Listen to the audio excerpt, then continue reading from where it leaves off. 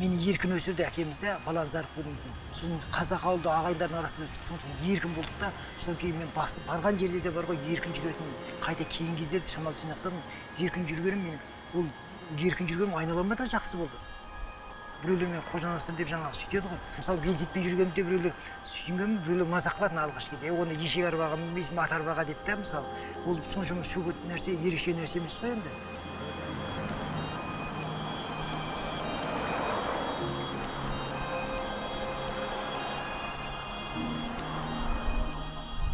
Мысалы, біреулер биярдқа құмар болады, біреу жылқыға құмар ғой. Мен жануарлардың ішінен жылқы мен түйені керемет жақсы көремін. Ал одан кейін көліктердің ішінен, темір көліктің ішінен пойызбен велосипедті жақсы көремін. Себебі велосипедпен жұмысыма барамын, а пойызбен атамекеніме барамын.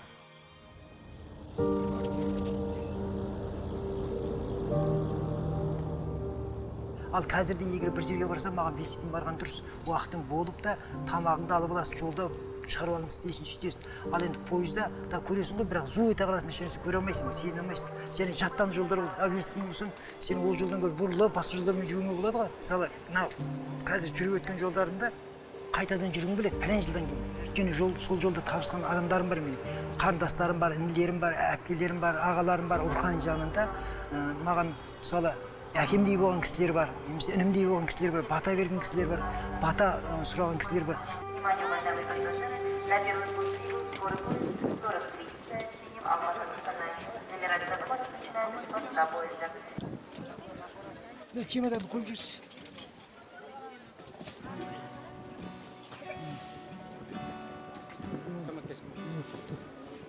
Сәлем. Қалайсың бар? Қалайсыңдар, жақсы ма? Жағдайлар бар. Жақсы. Жоқ, жан алдың ба? Қалай жеттіңіздер? Жаман емес, Құдайға шүкір. Жүр. Қарама деп сөйлеймін ғой. Ал, ассалаумағалейкум, Астана дейміз енді.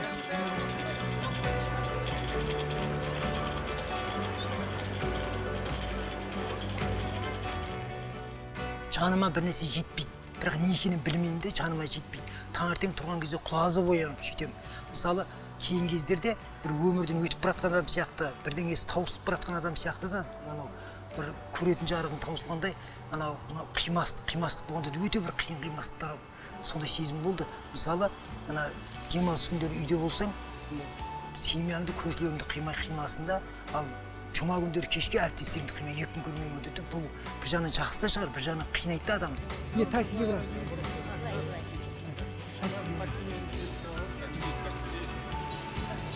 Саған мыналар не бар? Бешін келсе дейді? Бұл қай барып жүрді? Таксиге жаққа барып жүрді. Бұрын інім болып жүрген, балам болып жүрген ғой, жолдасым баласы ғой, досы інім. Енді оған жаңағы әріптес болып жүрген, енді оның үстінде күйеу бала болды. Және дүние жүзіндегі ең жақсы қызды алды. Ал, біз кеттік енді. Адас қылмайық. Ау. Жо, түсіре береді ғой, жүрсе, таксиге тұрамыз ғой, таксиге. Біреу Шахсананы жақсы көрсе, Шахсананы мақтаса, Шахсанасын қостаса, ол адам жақсы адам. Ал енді Шахсанаға зәбір көрсетіп, Шахсананы жақтырмай қалса, оның әнін жақтырмай қалса, сөзін жақтырмай қалса, ол мен үшін, мен оны кешіре алмаймын. Мүмкін Шахсананың өзгешілігі мүмкін. Мысалы да, қойшы деп. Ал мен кешіре алмаймын. Біреу зәбір көрсететін болса, кім болса ол болсын. Ол жақыны бола ма, алысы бола ма, іштей солай. Сосын ол менің өмірімнің арасы. Астанаға бір жақ келіп атқанымыз Шахсана үшін. Ассалаумағалейкум тағы да. Иә, сенер бойынша. Жақсы, Құдайға шүкір, жақсы. Жақындарым бар ғой осында, менің өміріме баланған. Кім? Ана, Шахсана, Касона, Ильяс. Менің өмірім ғой. Бірақ бұны айта бермейін, айта берсем не, көңілім босайды менің. Біз жасымыз ұлғайған, көңіл шөп болып кеткенбіз қазір. Касонай менің өмірім, жаңа жиендерімнің ішінен немерелер дейміз ғой, жиен немерелер. Касонайды керемет жақсы көрудің себептері бар. Ол біріншіден Шахсананың көкірегін жарып шыққан, жүрегін жарып шыққан перзенті болғандықтан. Одан кейін жаңағы не? Мен 5 жарым ай дегенде анау жүрек ақау болып, операция жасалғаннан кейін даусымда, тілімде, одан кейін мынау ойлау жүйесі болсында, онша ойымдағыдай болмай қалды. Сонда 5 жарым айдан кейін барып қолыма қалам алдым.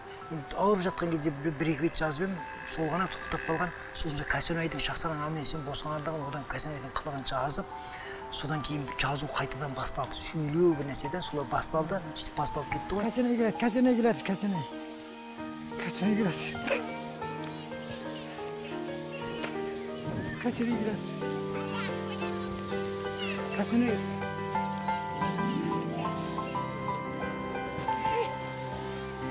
Kazanı sağındın da. Kazanı sağındın da. Sağındın da. İlyas kayda. Hey sargalda keçey. Keçey ki. Жай ғана сұрайды да кейде ойында ешнәрсе жоқ қой. Мысалы, Алматы дегеніміз не дейді да, Алматыға қашан барып білесің дейді. Немесе туған жер деген не deyip сұрайды да, ол түсінбейді ғой әлі де.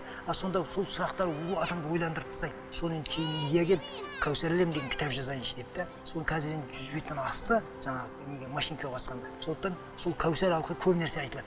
Сол арқылы тазарғың келеді, соның тазалығын көргің келеді.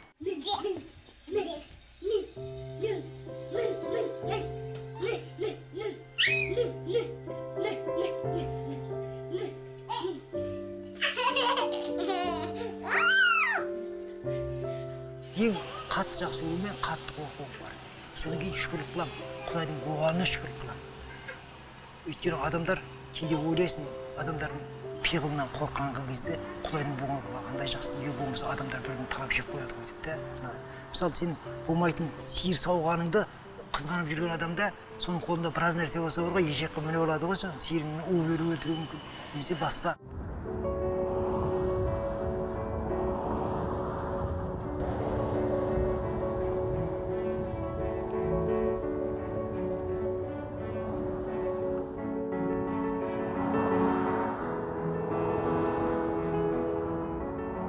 Таңертең тұрғанда құлазып оянатынмын. Соны құлазып оянам, сонда жаңағы өстіп жүрмін деп жаңа айтып жатырмын ғой енді. Сол жолдастарыма, жақындарыма айтамын, сонда Дәржан Өмірбаев деген жігіт айтты. 50-ден кейін өміріңіз өзгереді деп айтты. Содан кейін не өзгереді деп, өзгереді мен білмеймін, бірақ адамның өзі солай екен, өзгереді. Ол қалай жағынан өзгереді, көбінесе жақсы жағынан деп жаңа сөйтті. Сонымен осы идея келді. Осы идея келіп аралап шықтым ғой, сонда жаным өзгерді. Және осы өзгергенін сезгенім не?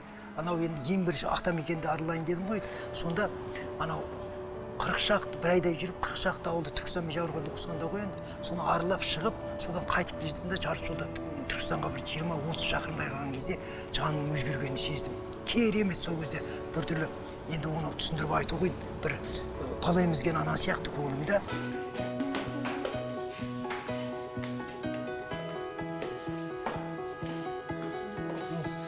Аман есенсіздер ме? Жақсымысыздар? Жақсымысыздар, аман есенсіздер? Жақсы. Қарым бұрынғыдай емес. Бірақ енді Алла өмір берсін деймін, денсаулық берсін деп дәрігерге қаралып тұрам ғой. Ауырсаң да ауырмасаң да негізі дәрігерге қаралу жақсы қаралған дұрыс екен. Мынандай анекдот сияқты сөз бар ғой. Еврейлер жыл сайын тексеріліп тұрады деп та жүйелі. Орыстар ауырғанда барады, қазақ өлерде барады деп. Сондықтан неге тексерілген дұрыс екен. Сол енді не аназдар алып кетіп ана неге барамын ғой, терге барамын да енді. Сол күнде дәрігермен жүгіріп жүрмін. Енді қазір не қыласың ба? Мынаны өлшейтіндерімді өлшеп жетейін. Анализдеріңіз келді. Дұрыс шығар. Жаныңыз барлығы дұрыс, аха.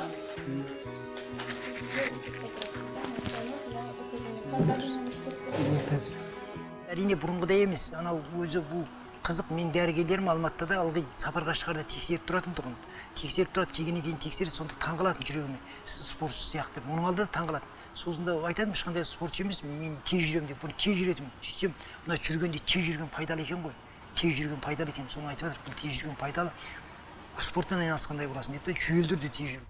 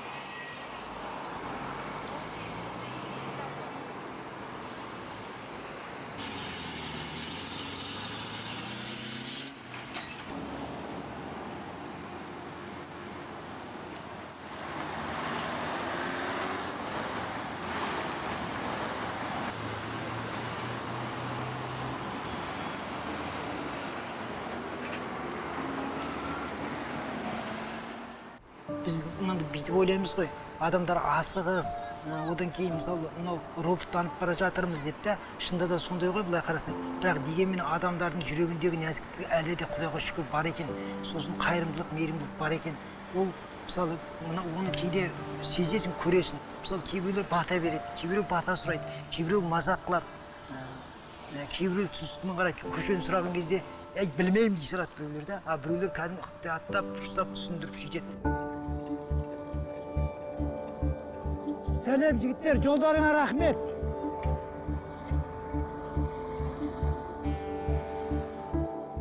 Адамдармен араласқанда да әрине алалауға болмайды, бәрі де жақсы ғой. Бірақ та ана қиын адамдармен болады. Қиын адамдарда мысалы олармен кейде араласқың да келмейді, өйткені шаршайсың, шаршап кетесің да. Мынандай жағдай болды. Тілеулес деп жүрген адамдар көпшілігі тілеулес болды, Құдайға шүкір. Бірінші аралап келдім ғой. Аралап келіп, содан кейін оразамын. Содан кейін өзім таудағы жарысқа қатыстым. Содан жарысқа қатысып, бірінші орын алдым өзім қатарымның ішінде де жаңа. 50-ден асқандарды жүгіртті ғой енді. Сонда мен ауырып қалғаныма қуанғандар болды ғой. Даусының ырғағынан сезіліп қойып, өзің мынандайсың.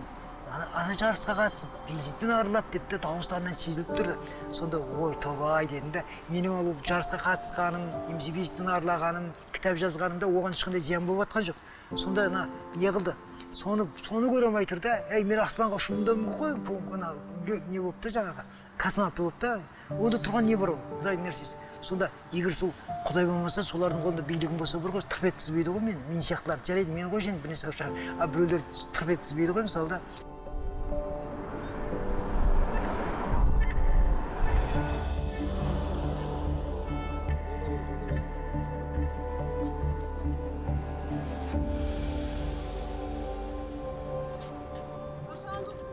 Жоқ, шаршағаным жоқ. Мына жол үстінде келе жатқан екен мынандай нәрсе еске түседі. Мына жүргенмеліне кет деген сөз бар ғой. Ол жаз деген сөз ғой негізі. Одан кейін кісі үйінен 40 адам шыққасын мүсәпір дейді да, енді осындай жағдайды басынан кешкен бір жағдай болды. Енді жазасын, айтасын, радиоға бересің, басқа жағдай болады ғой. Сонда Оралдан келе жатқан кезде жаңағы енді Оралға жақындап қалғанбыз Қаратөбеден. Сосын сұрады, мен шайхана болады ғой, сіздер соған үйренгенбіз. Шай ішетін жер бар ма дедім. Содан кейін шай ішесіз ба деді. Шай ішетін жер болса, шайхана болса кіріп алайын деп сөйтіп едім, ішіп алайын деп. Айтады, шайхана жоқ бұл ауылда. Жүріңіз деп бірден үйіне бастады. Сосын кейін танысып кеттік қой, сонда айтып жатырмын. Сіз неге маған үйттіңіздер? Көп адамдар бірден шақырмайды, мысалы, күдіктенеді, қорқады, уақыт жоқ сияқты ғой, сенбейді. Сосын айтады, сіздің дейді түріңізден шаршап келатқаныңыз білініп тұр дейді да. Сонда бұл қонақжайлықтан да терең нәрсе. Адамзаттың тамырында бар нәрсе қиналғанға қол ұшын беру деген. Қол ұшын беру деген ғой енді. Сонда ол ана жерде мүсәпір сияқты болып тұрсың ғой жол жүріп та, сонда сол еске түседі да жолдың үстінде келе жатқан екен. Ал енді не қыламыз? Аға, қазір енді неге дейін жүреміз ғой, біразға дейін. Қазір біздің екі оператор да ішке отырады. Тағы бір жерге келеміз да, кішкене оңаша жерге тағы да тоқтап, ары қарай перестановка жасаймыз. Қазір сіз жүре беріңіз. Лезетпей жүре берейін бе? Иә, сізді жағалап жүре береміз біз.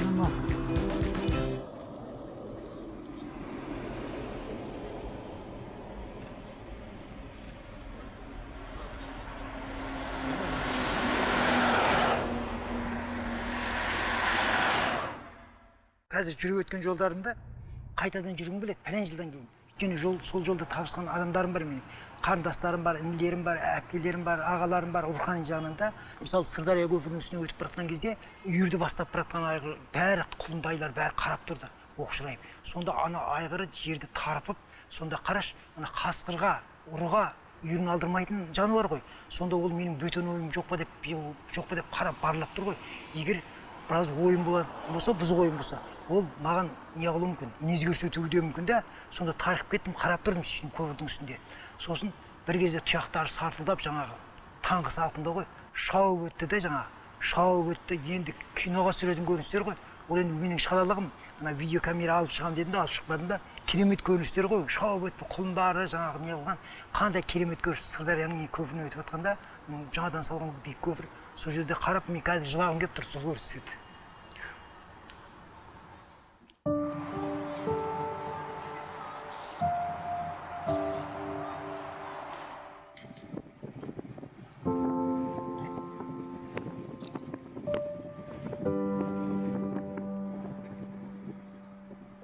Қайтадан шығуым керек сияқты. Қайтадан да жүйелі түрде. Әрине, бұл енді бір шыққан кездерде мысалы 20 күнге бір айға сөйтіп кетемін ғой, іссапармен кетемін, одан кейін жаңағы демалысымның есебінен кетемін, жаңағыда еңбек демалыс. Қазір енді зейнетке шықтым ғой, енді Құдайға шүкір. Ана еркіммен кете беруге болады да, бірақ ана уақыт пен қарым бұрынғыдай емес. Әсіресе қарым. Мысалы, ол кезде ана 100 шақырымы 80-90 орта есеппен де кейде 120 шақырым, мен 140-150-ге дейін кете беретін тұғым. Қазір енді онда кете алмайын. Бір күнде кетсең 80-90-100 болуы мүмкін. Қазіргіден былай айдап көрдім, осы көктемде айдап көрдім ғой, 70-80 шақырымға жүрдім, қатты қиналғаным жоқ. Енді жасым қазір 68 толады ғой.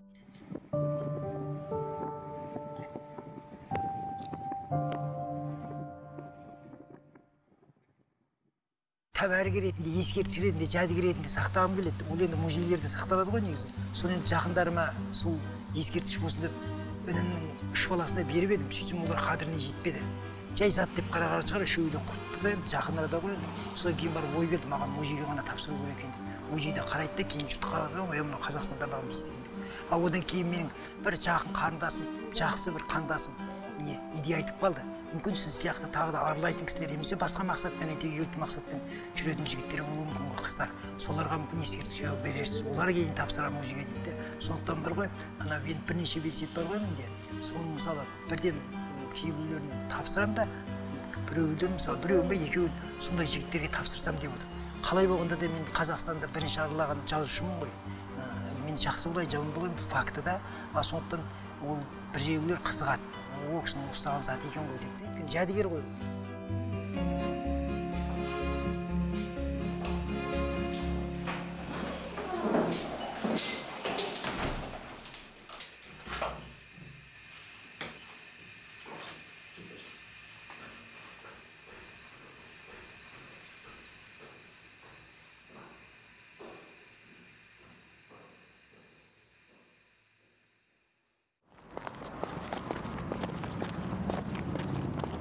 Велосипедпен жүрсең, өзіңмен өзі қызықтайсың. Бір еркіндікті сағынсаң, сол еркіндікке қолың жетеді. Белгілі уақыт ғой, мәңгілік еркіндік жоқ қой. Мысалы, сапар саяхатқа 20 күнге шығып кетсең, 20 күн бойы біраз уақыт еркін боласың. Сосын табиғатқа жақындайсың. Айдалада жүрген кезде кейде таудың етегінде жүресің, құмда жүресің, сырда жүресің, жазық жерде жүресің. Сонда өзіңмен өзің ойыңмен қаласың. Сағынышың бола ма, қуанышың бола ма, шерің бола ма. Сонда адам іштей бір құдіретке жақындайды. Өзі Құдай адамды сөйтіп жаратқан болу керек. Темір көліктің, жан жоқ темір көлік қой енді. Соның көлік екендігін, ұзақ жолға да жарайтындығын дәлелдегім келді қандастарыма, қазақтарға ғой енді.